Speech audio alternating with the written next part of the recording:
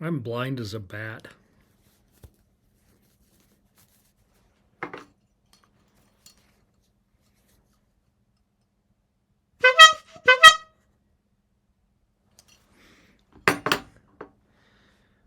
So I told you all about Charlie's birthday. We talked about that last week. But we forgot another very important March birthday.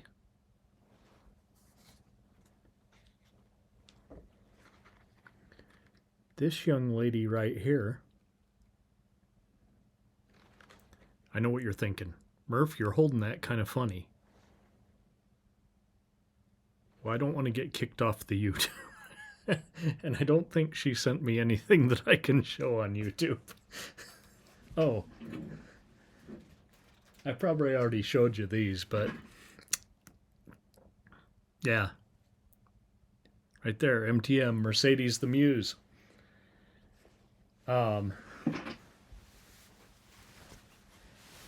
Birthday was, okay, technically right now, it's still St. Patrick's Day. For those of you who don't know, we're not coming to you live, but we do film. We film live in front of a studio audience. My washer and dryer right there. So, happy birthday, Mercedes the Muse.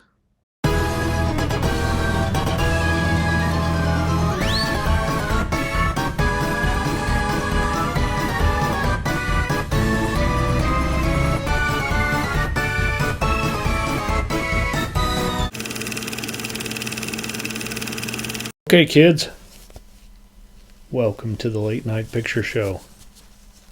I'm your host, Murph the Clown.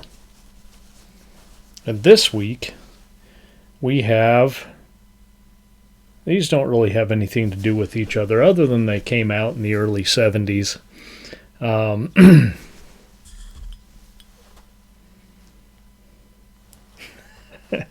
It's St. Patrick's Day still, so what better way to celebrate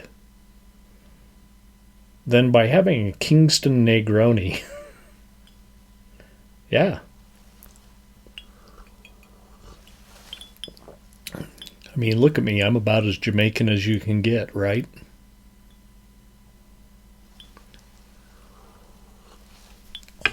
Actually, my old friend from junior high. Yeah, we met in like the 7th grade band when I was Charlie's age.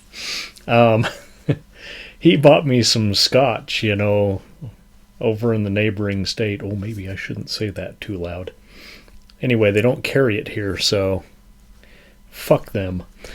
But he had some cachaça, I think it's called, from Brazil. He gave me a bottle of that to try the national drink of Brazil. I've since found a couple of other recipes that call for it. In fact, Monster Movie Happy Hour had a drink with cachaça and Midori and maybe pineapple juice. I got all that up in my fridge right there. If I get hot and thirsty, I might make one of those. I know you guys like it when I try your drinks and let you know. But yeah, this is just I did the same measures as the Las Vegas Boulevardier was as far as the Campari and the vermouth go, but this has got 2 shots of Kirk and Sweeney, what's supposed to be a sipping rum. Well, I'm sipping it, but I tried it straight, and I can sip a good tequila, whiskey, scotch, of course, on the rocks. I don't know about gin. Brandy, certainly, we can sip straight. Rum just, to me, isn't a sipping drink, like something that you just drink straight out of a snifter. I don't care how good it is. It's great in this. Honestly, it's just as good as the whiskey version. Okay, let's get on with the show. before I have like a whole episode talking about my fucking drink. I've got to wet the whistle first, though. Okay, this first movie came out in 1970. Maybe filmed in the late 60s. This is the Dunwich Horror. And, does it say up there? No, it doesn't. The sound of whippoorwills is the sound of death in Dunwich. Wow. Now, I know in the old Hank Williams song, you could hear the whippoorwill cry. Out in the distance, the whippoorwill cries. But sings a song of death? Not even Hank Williams wrote that. There we go. H.P. Lovecraft. Classic tale of terror and the supernatural. Now, if you don't know about H.P. Lovecraft, I can't help you here. Well, I can. Go look him up on Wikipedia and read some of his stories. Mostly short stories. He didn't write like big long novels like people read nowadays. 800 pages or some shit. He wrote short stories, and they're books of short stories. And they're all supernatural, and they're all... they were all better when I was 15, but they're still good. I mean, he's kind of like a British Edgar Allan Poe.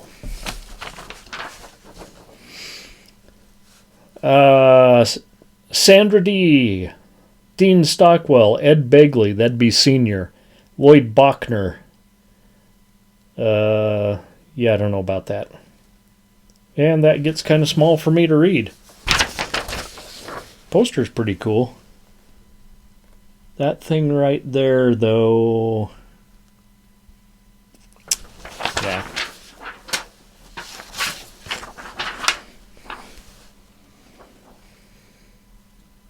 You at least know about Cthulhu, right? All you tentacle porn people out there, you know about Cthulhu, right? Oh, look what look what I did. I made a little margin up there. 1970, American International Pictures. We know them.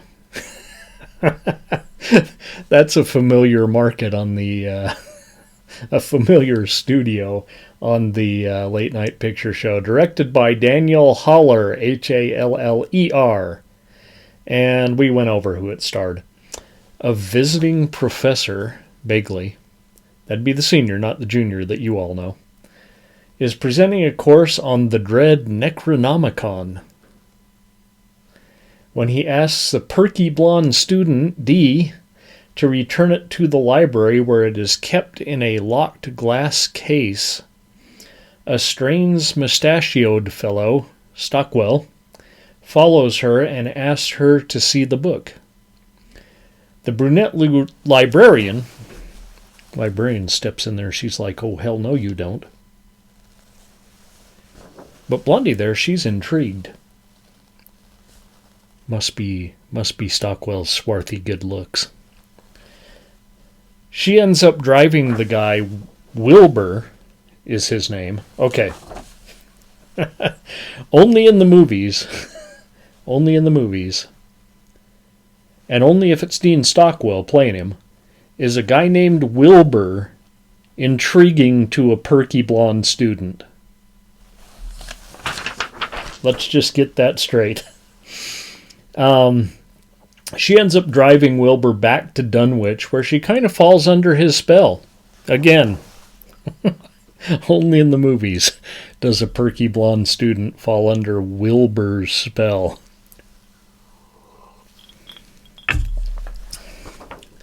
She meets his grandpa, hears strange noises in the attic, and has even stranger dreams about, like, painted nude people painted like body paint, groping her. Well, that's the kind of dream I'd like to have. Where do I get some of that? The librarian and the professor, they arrive in Dunwich wanting to make sure that, perky little Sandra Dee is all right. But they are brushed off by the local folk there in Dunwich. Nothing to be worried about. Sandra Dee's all grown up now. She can take care of herself. They go back empty-handed, but don't give up the search. Something strange is going on up there. But just how bad is it? and the team we've got in charge of finding out. couple of old dudes, and I mean, these guys make me look young. they're like pushing 70, if not in their 70s. Couple old timers, the town doctor and this professor, Ed Begley Sr. Can they stop it? These two old timers? I mean, what's Wilbur up to?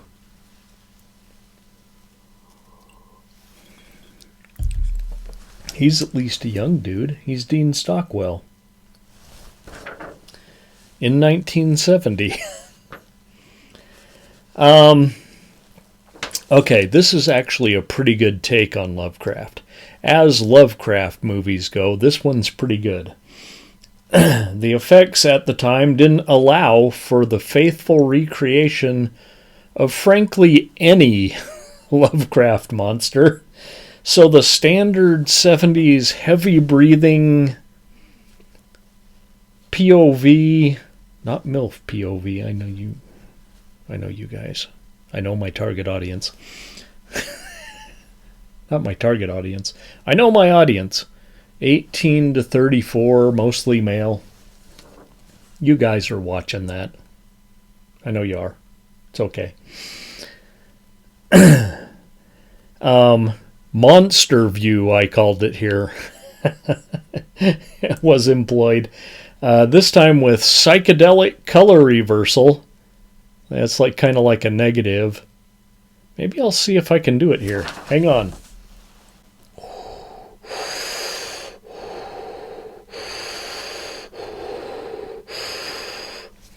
Okay, I'll see if I can make that look like the monster. What the monster sees. And flashing lights. There's lots of flashing. I can't emulate that, I know. Plus, I don't want to give you all a seizure. And there probably should be a warning on this. They didn't warn you in 1970. They just sent you into a fucking grand mal right there in the theater. So, but we're not going to do that. We're just going to do the colors. Not to mention, this movie has a Moog synthesizer soundtrack. And for that, it gets an extra ring.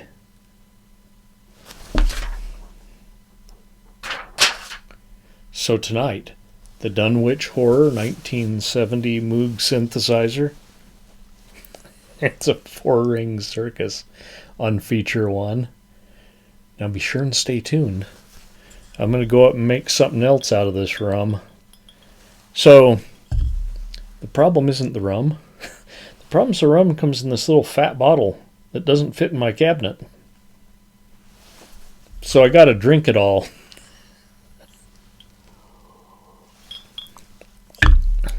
I may put some colored water in it and put it in the bathroom window with my other fancy bottles. But yeah. So we'll make another rum drink. I'll find one. And yeah. We'll be right back to talk about another movie. This one from 1973. See you in a few minutes, kids. Let's all go to the lobby. Let's all go to the lobby. Let's all go to the lobby to get ourselves a treat. Delicious things to eat. The popcorn can't be beat. The sparkling drinks are just dandy. The chocolate bars and the candy. So let's all go to the lobby to get ourselves a treat.